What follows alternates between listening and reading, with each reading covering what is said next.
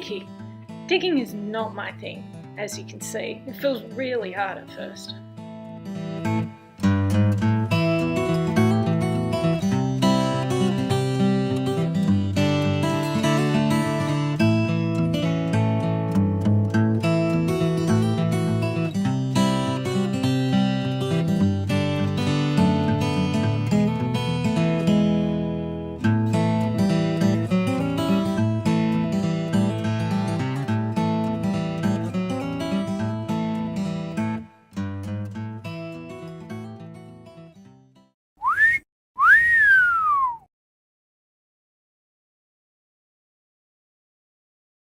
Oi, can't do that.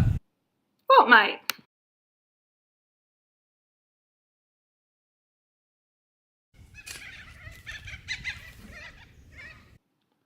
Subject begins movement in upright position with feet close together, providing a small base of support.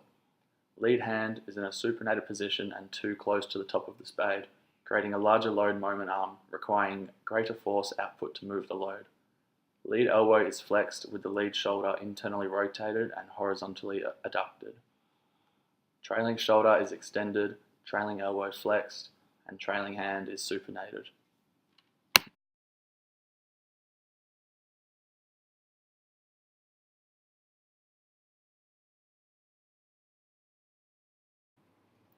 During the initial drive, the trailing shoulder flexes, internally rotates, and horizontally adducts through concentric contractions of the anterior deltoid, subscapularis, and the pectoralis major, respectively.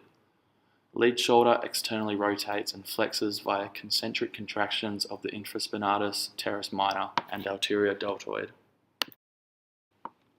Trunk is flexed excessively via an eccentric contraction of the erector spinae group, causing a significant anterior shift in the subject's center of gravity and greater leverage forces on the lumbar spine. This increases the risk of injury to intervertebral discs and postvertebral muscle groups. Throughout the movement, both elbows are extended by concentric contractions of the triceps brachii. The hip is flexed excessively via eccentric contractions of the gluteus maximus and the hamstring muscles, biceps femoris, semitendinosus, and semimembranosus.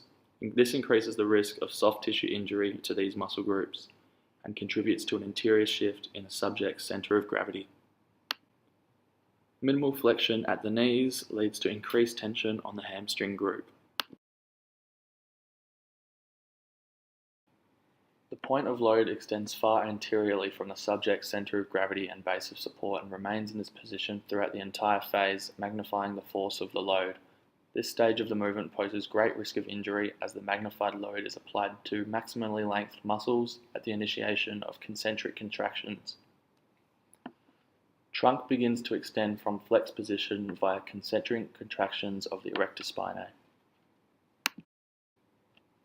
Hips extend through concentric contraction of the gluteus maximus and hamstrings. The knees and upper limb joints remain stable relative to the rest of the body throughout this phase of the movement.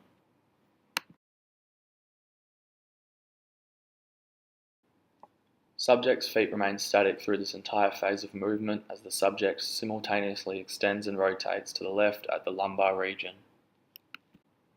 During spinal extension, the subject flexes laterally to the left via contralateral contraction of the left internal and external obliques, left quadratus lumborum, and the left erector spinae group. Spinal rotation occurs simultaneously at this point as a result of unilateral contraction of the transversospinalis muscle group.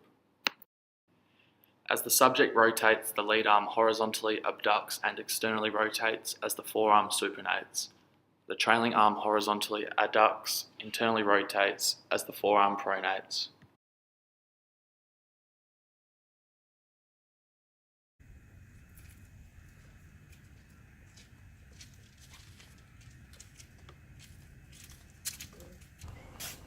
Okay, now I know what I've been doing wrong.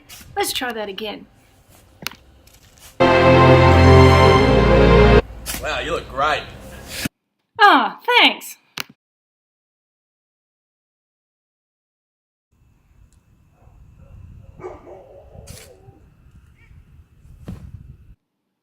Subject's legs are slightly abducted to a point wider than shoulder width, with the lead leg anterior to the trailing leg.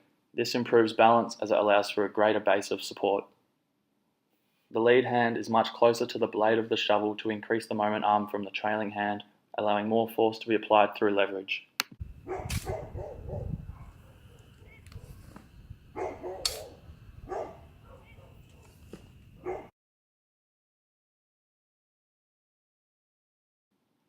The knees are flexed via eccentric contraction of the quadriceps group, rectus femoris, vastus medialis, vastus lateralis, and vastus intermedialis. The gastrocnemius and soleus contract eccentrically to allow for dorsiflexion of the ankle. The hip is flexed via eccentric contraction of the gluteals and hamstring groups. The hip flexes relative to the knees so that the axial skeleton remains as perpendicular as possible to the base of support, allowing for a neutral spine. This position is maintained through isometric contractions of the erector spinae. The lead shoulder then externally rotates via concentric contraction of the infraspinatus and teres minor, whilst both shoulders flex via concentric contraction of the anterior deltoid. Both elbows extend due to the concentric contraction of the triceps group.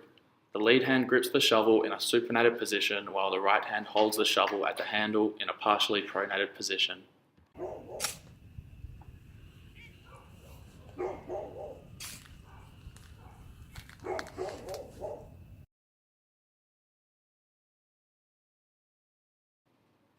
Head of shovel is medial to the lead foot within the base of support.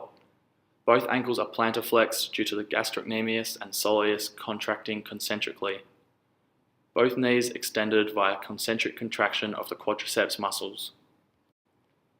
The hips and trunk extend via concentric contraction of the gluteus maximus, hamstrings, and erector spinae.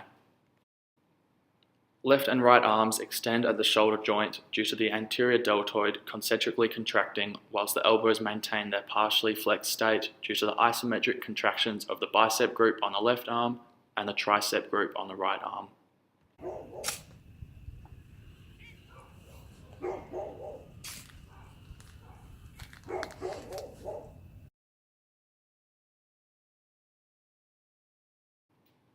The lead shoulder externally rotates via concentric contraction of the infraspinatus and teres major, whilst also flexes along with the trailing shoulder via concentric contraction of the anterior deltoid.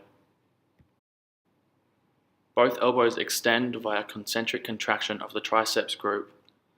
The left wrist flexes via concentric contraction of the wrist flexor muscle group as the right wrist extends via concentric contraction of the wrist extensor muscle group, along with radial-ulnar pronation of the right hand via the pronator teres muscle to rotate and unload the shovel. Note that the only movement of the lower limb is weight transfer from the trailing leg to the lead leg with slight flexion at the lead knee. Now my knees, back, hips and shoulders feel so much better. So that's me done for the day.